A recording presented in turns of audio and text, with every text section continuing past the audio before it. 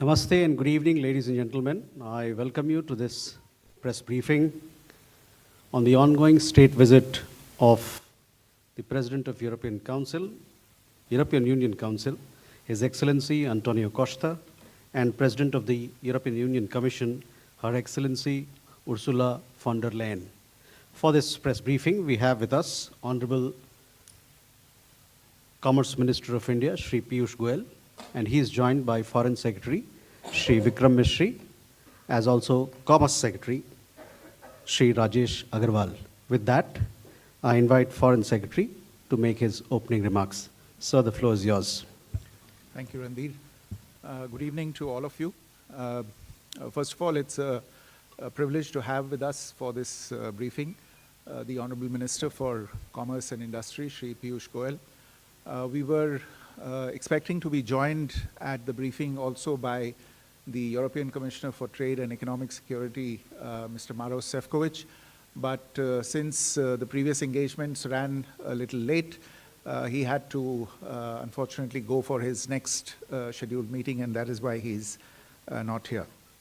Let me make a few quick points with regard to the outcome of this truly historic visit that is currently underway. As you're aware, the President of the European Council, His Excellency Mr. Antonio Costa, and the President of the European Commission, Her Excellency Mrs. Ursula von der Leyen, are on a state visit to India at the invitation of Prime Minister Shri Narendra Modi. Both the presidents were jointly chief guests at the Republic Day celebrations yesterday. This is the first time ever that we've had European leaders as guests of honor for our Republic Day. The leaders from the EU are accompanied by the EU High Representative for Foreign Policy and Security and Vice President of the European Commission, Her Excellency Ms. Kaja Kallas, the EU Commissioner for Trade and Economic Security, as I said, Mr. Maros Sefcovic, and other senior leading officers from the Commission and the Council. Yesterday, Honorable Rashtrapati Ji received both the presidents at Rashtrapati Bhavan. The dignitaries then witnessed the Republic Day parade as guests of honor. For the first time ever, there was a EU contingent, in fact, consisting of European Union military staff and the European Union naval operations, Atalanta and Aspidus, representatives from both of these operations participating in the Republic Day parade. The EU leaders also joined Rashtrapati Ji and Prime Minister in the evening at the at-home reception at Rashtrapati Bhavan. Today, Presidents Costa and von der Leyen and Prime Minister Modi co-chaired the 16th India-EU summit. They held detailed bilateral talks both in the restricted format and in the delegation level format. Prime Minister hosted a luncheon in honor of the visiting presidents. There were several key documents that were signed and exchanged before the leaders, including, as you have all come to know by now, the joint announcement on the conclusion of the negotiations of a landmark and historic India-EU free trade agreement, an equally important security and defense partnership agreement between the two sides, and an MOU on a comprehensive framework on cooperation on mobility, among others. Prime Minister and President von der Leyen also addressed the India-EU Business Forum in Bharat Mandapam, where more than 100 CEOs from both the sides participated. The Business Forum comes at a timely moment, straight in the wake of the completion of negotiations of the India-EU FTA, because we will need the businesses on the two sides to quickly translate the intention of the FTA into concrete outcomes. The Honorable Vice President of India would also be meeting with both the distinguished guests, and later today, President Costa and President von der Leyen will be calling on Rashtrapati ji, who will also host a banquet in honor of the visiting dignitaries. Let me very quickly give you a broad context and flavor of this visit and the outcomes thereof. The outcomes are deeply strategic in nature, and I would urge you to look at each of the outcomes for its specific significance in the overall scheme of things between India and the European Union. Over the last decade, relations between India and the European Union have grown steadily. They have grown not just in scale, but in significance as well, as evidence from the level and the frequency of contacts and engagements between the two sides. In our fast-changing world, the strategic partnership between India and the EU has a value beyond the bilateral context, particularly as we witness shifts in the global economic, technological, and strategic landscape. As the world's second and fourth largest markets, India and the EU also have very high stakes on all critical global challenges of the day, including overdependence and concentration of global manufacturing and supply chains on a limited set of geographies, an ineffective multilateral system, emerging multipolarity, and growing protectionist tendencies in different parts of the world. And therefore, as two large pluralistic democracies and open market economies, our leaders have resolved to take this very strategic partnership forward for mutual benefit and for the greater good of the global population as a whole. Our relations got a very big boost last year with the historic visit of the EU College of Commissioners, which facilitated a whole-of-government approach to our most immediate priorities, which include some of the outcomes today. And in fact, we've seen very substantial outcomes today, underlining the strategic importance that both sides attach to the bilateral relationship and to further elevating the India-EU strategic partnership. Today's summit, the 16th India-EU summit, was held after a gap of about 5.5 years. And as I said, it is a milestone, not only in terms of the outcomes, but also the quality of the outcomes, but also their numbers and the potential impact that they have. The leaders announced the successful conclusion of negotiations of the India-EU FTA. Trade and economic ties are central to this strategic partnership. EU as a bloc is one of the largest bilateral trading partners of India. Bilateral trade in 24-25 was close to $136 billion, with Indian exports of $76 billion and imports of $60 billion. Services trade between the two sides is around $83 billion. It is important to note that despite these obviously impressive numbers that are already there in the bilateral context, there has always been enormous room for growth in the bilateral relationship, room that was hitherto unexplored and which will now be leveraged to mutual benefit by the two sides. A second very important outcome of today's meeting, especially in the overall strategic context of the relationship, is the EU-India Security and Defense Partnership, which was signed and exchanged today. While we have defense and security partnerships with several individual EU member states, this framework agreement on security and defense issues between India and the EU will be a first. It will bolster our engagements in maritime security, on defense industry, on cyberspace, and on counterterrorism. Particularly, this would allow Indian defense companies to benefit from the opportunities arising from the EU's own very significant defense initiatives that are underway. The two sides have also announced the launch of negotiations for a security of information agreement, which again demonstrates the long-term and strategic view that the two sides are taking of their relationship.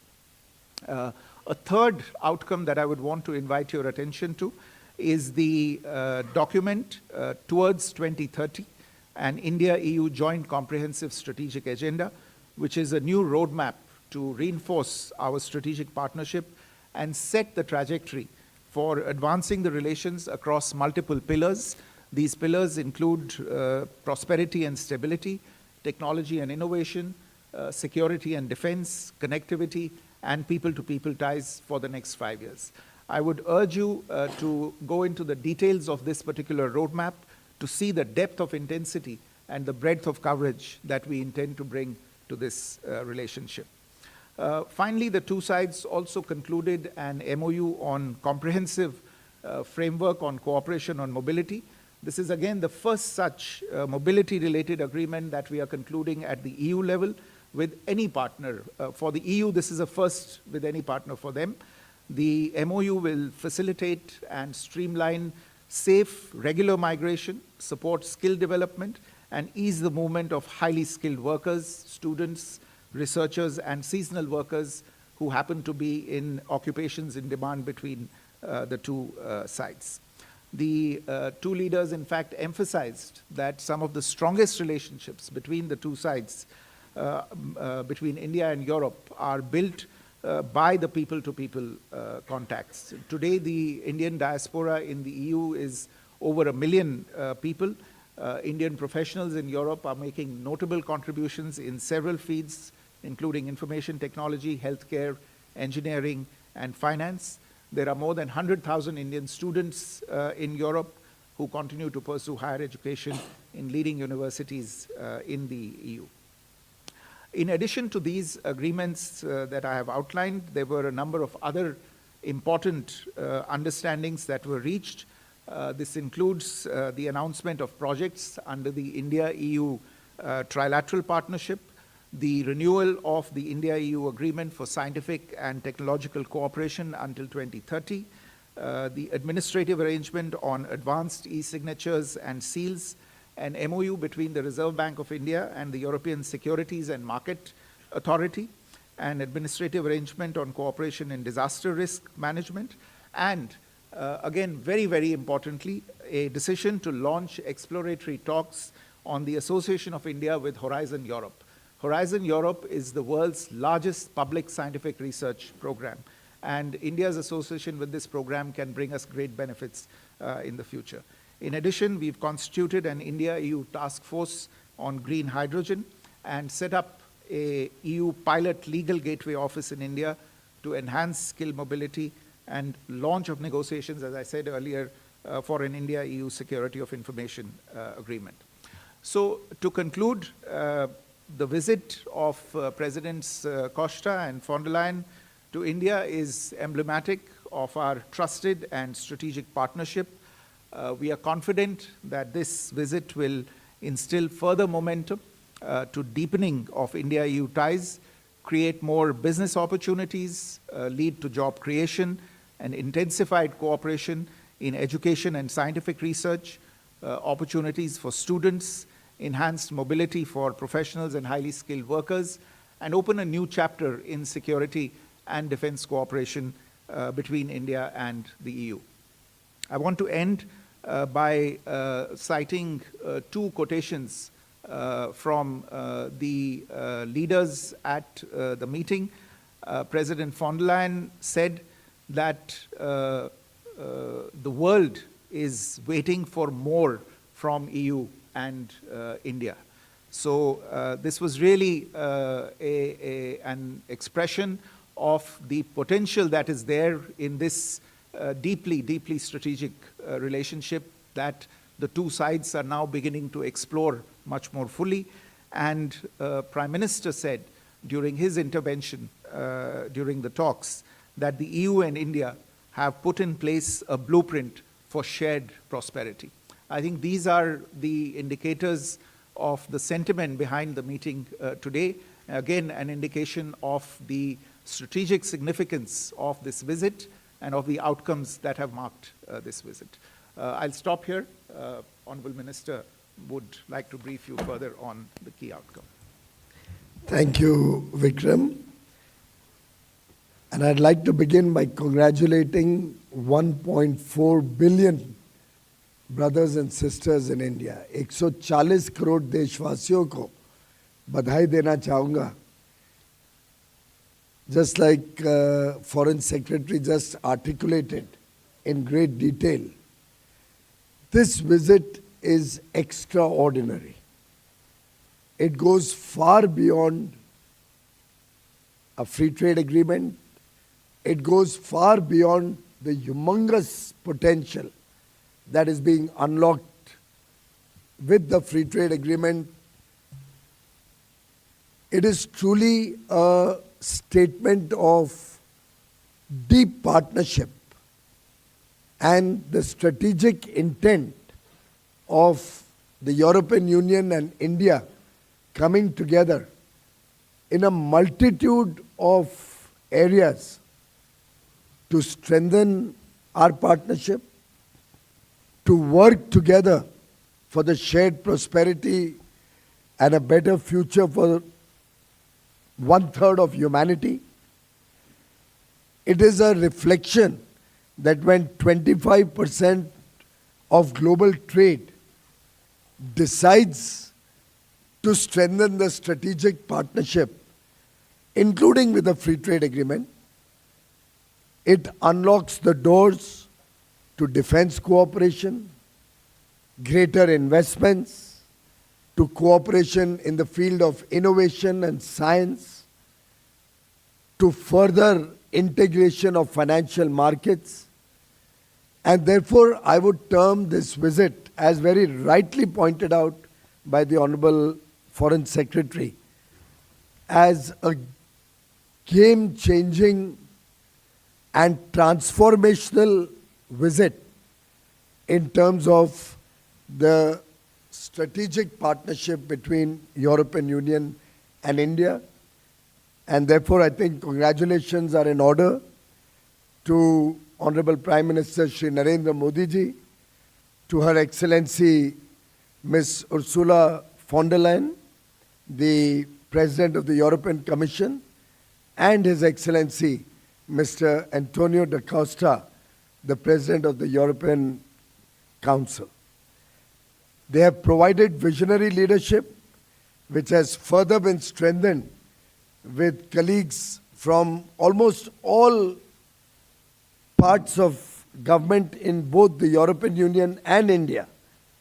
Everybody playing their role to prepare the roadmap and lay the foundation for a very powerful economic, geopolitical, and strategic partnership of the 21st century.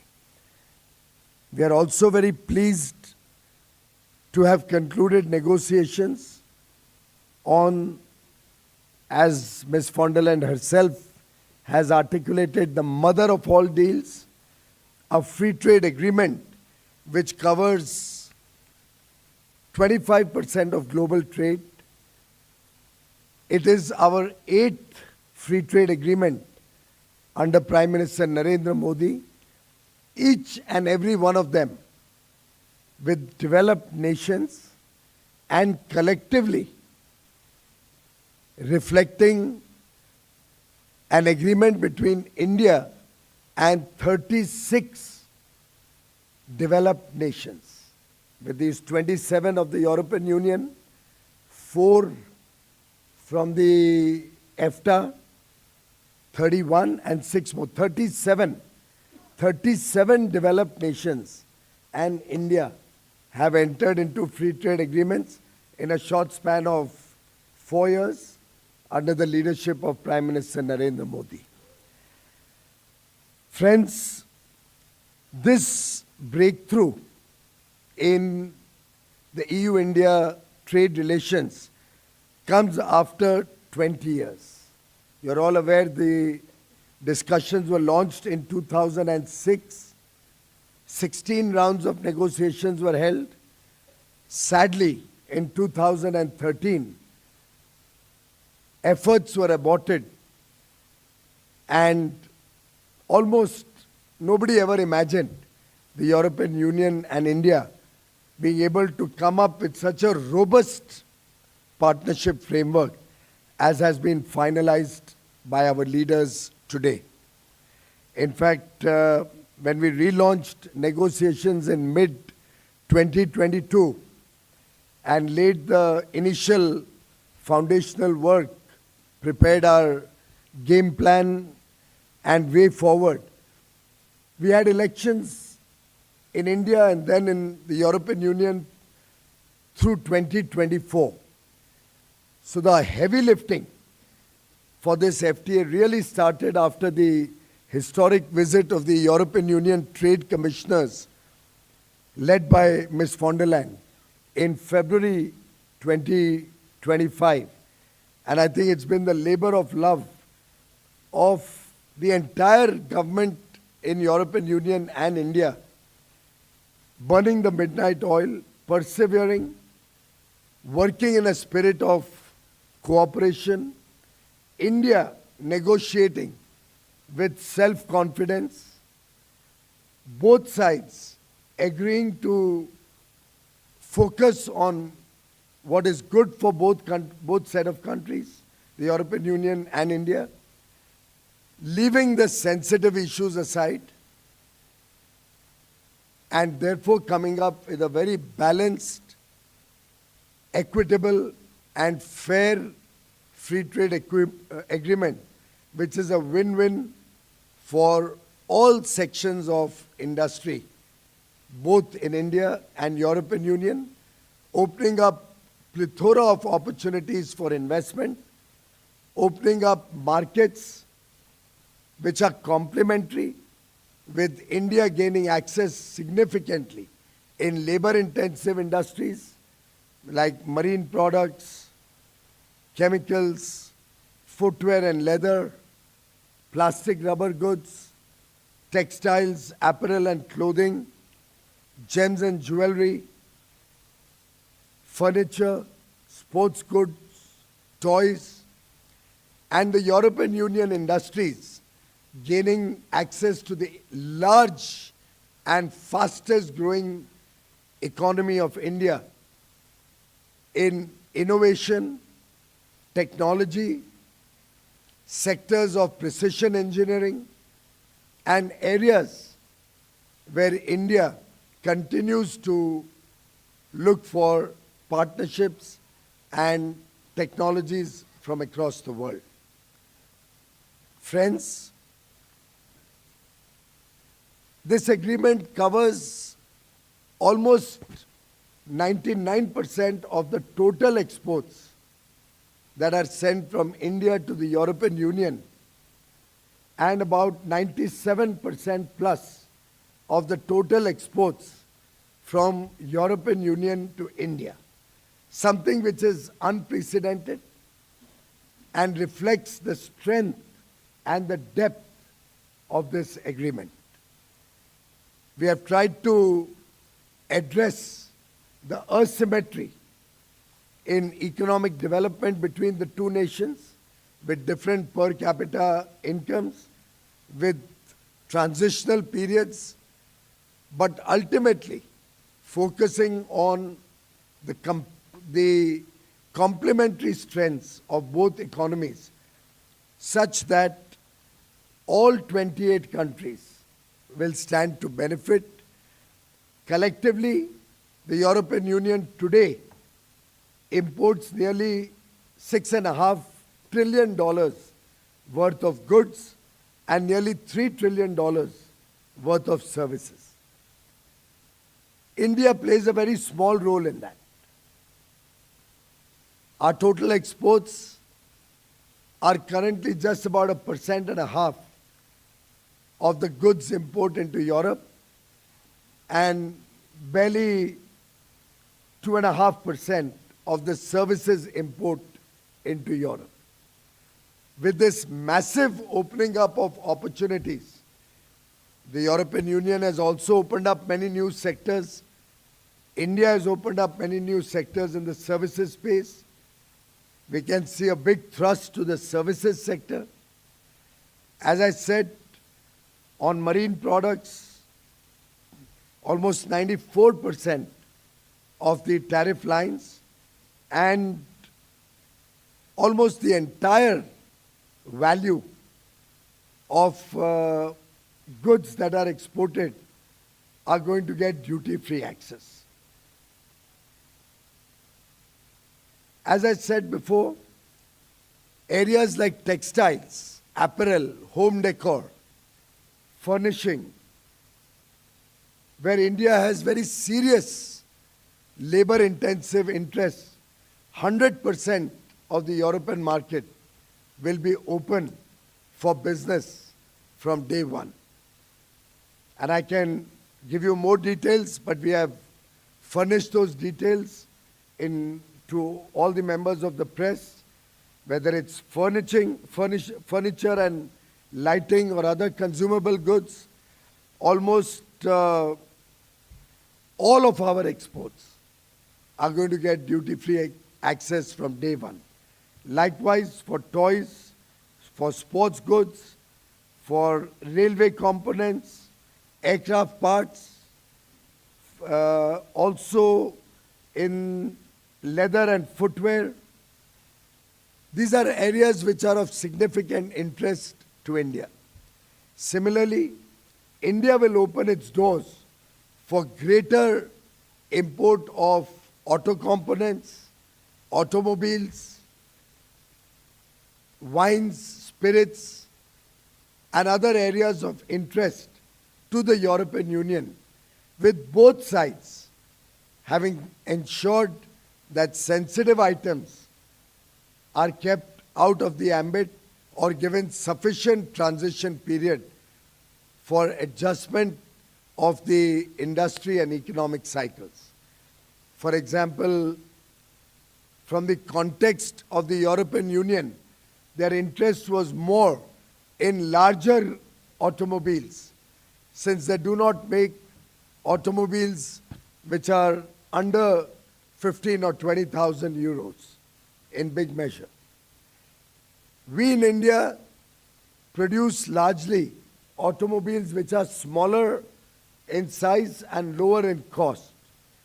So we've been able to come to a very amicable understanding where the auto industry in Germany is very happy, getting greater access in a phased manner in areas of their interest, while Indian industry is very happy that we've been able to protect their areas of interest in the smaller and low-cost automobile sector. And this is the story that's been repeated in sector after sector. So I believe we are offering today to the world an agreement which is unprecedented in scale, in terms of market access. It will support Make in India and support industry in the European Union. It opens up plethora of opportunities for investments on both sides. We have seen large investments flow from Europe to India, which can now grow manifold. At the CEO Business Forum, one of our industry conglomerates was mentioning that they have already invested $70 billion in Europe. And therefore, I see this as a partnership where both sides will get a lot of opportunities in trade, in investment. It provides stability of policy, predictability of tariffs and rates, and it provides certainty to business, which is the sine qua non to successful trade and engagement between two large economies. Europe is, of course, a $20 trillion plus economy. India, being the fastest growing large economy, will become a $30 trillion plus economy by 2047 and catch up very rapidly with the developed world. And together, we will work for the shared prosperity and better future for 2 billion people in Europe and India. Thank you very much, friends, and I look forward to a very successful journey through trade, through investments, through all the various areas articulated by Foreign Secretary, be it mobility, be it our strategic and defense partnership, be it our innovation partnership, be it our partnership on scientific discovery, research and development, being our partnership to further our interests in multilateral organizations where we work together for the good of humanity. Thank you very much. Thank you, sir. We now open the floor for some questions. Please raise your number or your hand and then I'll identify you. Can we go there? 183.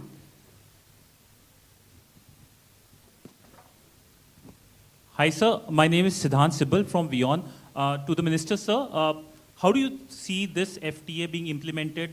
Any timeline, because it has to go through a legal scrubbing through the Parliament as well? And do you think that the signing of the FTA, whenever it happens, will give impetus to other FTAs, including the US FTA? To the Foreign Secretary, sir, it is on the IMEC, how much the conversation was? And to the Commerce Secretary, sir, my question is, was CBAM part of it, or is it excluded? Well, I think every agreement stands on its own legs, and this is a wonderful agreement. It'll be taken up for legal scrubbing on a fast-track basis, as we discussed today, and translated into 24 languages simultaneously. We do hope that we should be able to celebrate the entry into force of this agreement within calendar 2026 itself. I think on connectivity, on IMEC you mentioned, as you know, connectivity is a very important thread in the agenda between India and the EU. And indeed, it was on the agenda today. There was a discussion about it. And there was consensus on the fact that the IMEC initiative is one that should be taken forward. And we should now graduate from the working level meetings that have taken place to higher level meetings, culminating in a summit of the IMEC member countries. So between Europe and India, we are united on this, and we will take this forward with the other collaborators within IMEC. Can we have a question there? So my question on CBAM. Thanks. On CBAM, as you are aware, CBAM is a horizontal regulation which is applicable to all partner countries across the globe. Under FTA also, there are certain provisions that we have agreed under CBAM. One, a technical dialogue has been agreed to be set up, which will address the pathway for our industries to access the market in spite of the CBAM regulation being there. We'll be working together to see that the verifiers for CBAM in India are also accredited by the use agencies so that our industry are able to access them.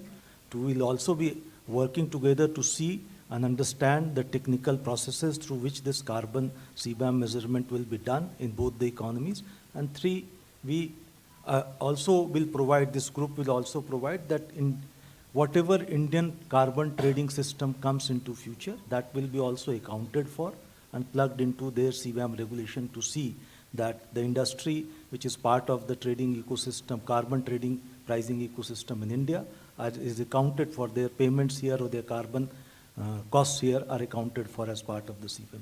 Further, to our larger comfort, they have given this commitment that in case they are able to bring in any flexibility under CBAM for any partner country across the world, that will automatically flow out to India also.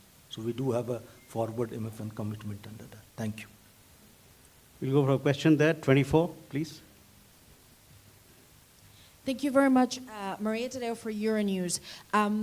Minister, you have signed this deal now, and both sides agree, which is rare these days, that this is a win-win situation for both.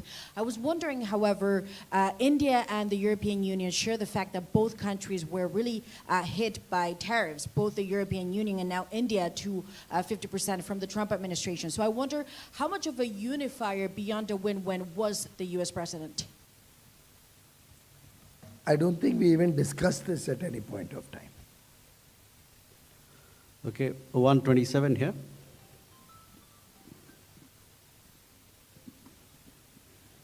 Sir, Pranay Upadhyay from India Today, Aaj Tak. Mr. Minister, my question to you is that can you share your assessment about the possibility of job creation out of this FTA? In your assessment, how many jobs will in India will be created after this FTA? And IPR has been a sticky point for Europe's investment in India. How this FTA is going to allay or address the issue of IPR for the European investors in India? First of all, in terms of job creation, most of us here are aware that the textile industry in India is the second largest job creator after agriculture, with nearly 40 million jobs being created in the textile sector. India, I'm giving you a context how one should view this agreement. India exports about $7 billion worth of textiles and garments to the US, to the EU every year. And the duty rates are between anywhere up to 12% on the goods that we export to EU. Now, earlier in the day, you used to always ask us, the press used to always ask us, that why is Bangladesh able to export $30 billion worth of textiles and India is such a small player? Because Bangladesh, being a least developed country, LDC, had zero duty access. And they were able to capture 30 billion out of the $250 billion market of European Union in textiles alone. Now we see before our eyes a potential to grow from 7 billion to at least 30, 35, 40 billion very quickly, being an area of strength in India. And you can imagine that if we add this kind of business only in the textile sector alone, just only in the textile sector alone, we are looking at close to 6 or 7 million jobs coming into that sector. So it has tremendous potential. The sectoral gains in various areas, particularly in the labor-intensive areas, give us tremendous potential for job creation in India. Also, we had a discussion with the European friends. They have a lot of innovative technologies, modern technologies, very high precision engineering work that is being done in factories in Europe for their own use and for the export market.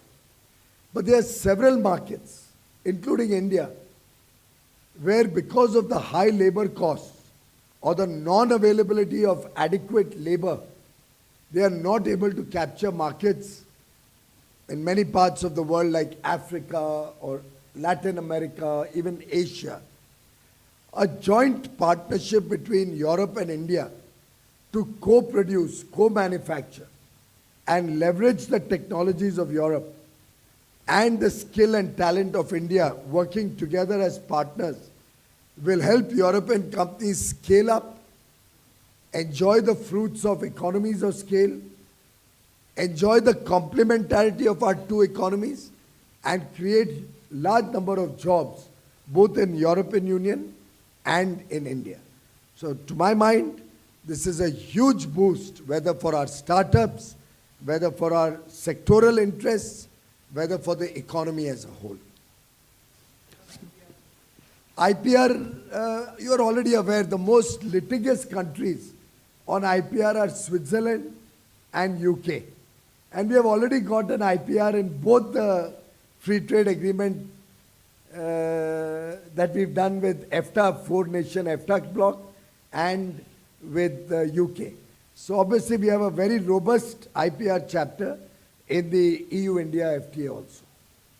You have a question here, 187. Sir, this is Rajesh from PTA. Sir, two small questions. Regarding CBAM, we have received certain commitments for CBAM in the FTA.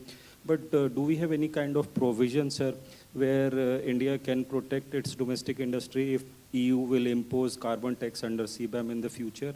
And second question is, can we share some caps, like what kind of visa caps or visa numbers EU has committed under the FTA for students and IT professionals? He's already responded on CBAM. As far as students are concerned, they are very keen in European Union to encourage Indian students in greater measure. We have 121,000 students, 121,000 students from India already studying in EU. And there's no cap on the number of students. They would like to welcome our students to come and study in the EU, just as we would like to welcome European universities to come and set up campuses in India. And I would love to see in the future, as we have discussed, joint degrees and our European young men and women coming and working in India so that they get a flavor of the growth engine that India is, and become a part of the growth journey that India and Europe will share together. We have 238 there. This is Deepshika from Economic Times. Sir, could you share details on the totalization agreement, because how will that play out? Will these be individual agreements separately done with the countries?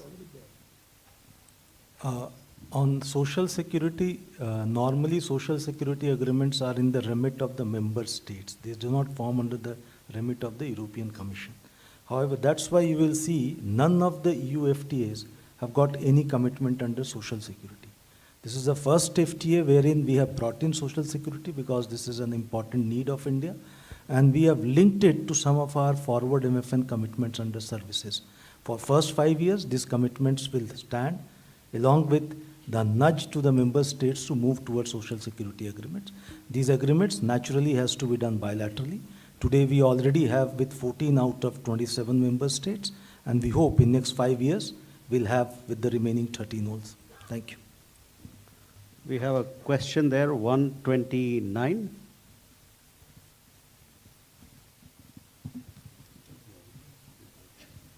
So, thank you. Keshav Padmanabhan from The Print, and my question is to the Foreign Secretary. So, can you tell us or give us more details on the security and defense partnership with Indian companies now have the right to access the SAFE funding, which is roughly 150 billion euro funding that the EU announced last year for procurement? So, would Indian companies now have access to that? And just a clarification on the mobility partnership, because mobility and immigration is a competency of the member states. So, can you give us a sense of what exactly are we looking at an EU level for mobility? Thank you. Thank you. So yes, you mentioned SAFE, which is the security action for Europe regulation, which is one of the emerging pillars of Rearm Europe, which is something that was announced last year by the European authorities. So there is obviously a resurgence or a renaissance, you might call it, of defense industry, and the realization for defense preparedness in Europe, which means that there has to be preparation on the defense industrial front. So what our understanding, the India-EU security and defense partnership does, as I mentioned earlier, this is the first such overarching framework document for security and defense cooperation between the two sides. It does certainly portend a strengthening and deepening of ties between India and EU in the domains of precisely defense industry cooperation. So we would look over a period of time to be able to take part in these European initiatives with regard to defense industry. The Prime Minister made the point today that India offered a viable alternative insofar as manufacturing location or development location for defense systems was concerned, and that the EU could, in a sense, get more bang for the buck for the money that it was putting behind programs such as SAFE in the context of REARM. But more than that, more than defense industry cooperation, the partnership also expands our cooperation into areas such as maritime security, into cyber, into space awareness, space situational awareness, space security itself, and very importantly for both sides into counterterrorism. And all of these will entail increased engagements between two sides, increased engagements between the defense industries of the two sides. The Society of Indian Defense Manufacturers very recently undertook a very successful visit to Brussels to meet with their counterparts. So I think, thereby exploring opportunities for them to benefit from these various initiatives that are underway. As I mentioned, today we've also announced the launch of negotiations on an information security agreement that will be a complement to this. And once an information security agreement comes into place, as you can imagine, the ground is prepared for more sensitive cooperation in the field of defense going forward. And on the comprehensive framework for cooperation on mobility, yes, you're right. Mobility is a member state competence. It's not an EU competence. But what this MOU would do is that it would, in a sense, provide guidance and it would facilitate authorization of things like long stay visas and residence permits for Indian nationals for the purpose of studies that Indian students might want to make for at least 1 year or for the duration of the studies where this is shorter. So it's for that period and shorter where this framework would come into place. If there are longer frameworks, then of course they go back to individual member state competencies. The same goes for research or for other types of hosting agreements. So there are areas where applicable EU member state national laws will apply, and there are areas where this agreement will facilitate shorter term programs. Mm-hmm. You have a question there, 214. Thank you. Andres Kipani, Financial Times. I had the same question as my colleague from Politico here. Building on what Commerce Secretary Agrawal said about CBAM, was Indian still a big win for India in this trade deal? The European Union has come in with a new set of proposals on steel, and we have agreed in good faith to work together towards a very preferential treatment as a free trade agreement partner, so that India gets a better deal than most other countries with whom the EU does not have an FTA. And I do believe that it will be resolved satisfactorily over a period of time, since it has to go through the motions over the next 6 or 8 months. We have a question, number 17. One last question. No, it was the same question as my colleague from FT. Okay, number 9. Yeah, please. Also already answered before, so I'll... Okay, then come to number 2. Okay, thank you. I'm lucky. Okay, Mattia Bagnoli answered, the National Italian News Agency. I have a question on the defense partnership as well. You said that this partnership opened up the opportunity for scaling up cooperation with Europe on that sense. But are you ready then to scale back or scale down, so to speak, your cooperation with Russia in defense? Are these two things going sort of on track, on par, or are two completely separate things? And secondly, on President Costa mentioned at his presser that you also spoke about Ukraine, and I would like to know, on your view, on this was also that part of the conversation when we talk about defense and security. Thank you. So on the defense, security and defense partnership, as you're aware, any agreement is entered into between two sides when both sides see mutual benefit in it. And there are mutual benefits in this agreement. There is mutual interest in this agreement, and there are advantages that both sides see by entering into this agreement, and that's why this agreement has been entered into today. The issue about India's relationship with Russia is something on which we have spoken publicly on several occasions. There is a historical context for that. I don't think we have the time today to dilate on that. But these are two things that stand on their own and that go forward on their own. Insofar as Ukraine is concerned, yes, it was discussed between the leaders today. The European leaders shared their perspective, their concerns with regard to the ongoing conflict. And Prime Minister indicated to them that he had been in very close contact with leaders from both countries, from Russia as well as from Ukraine.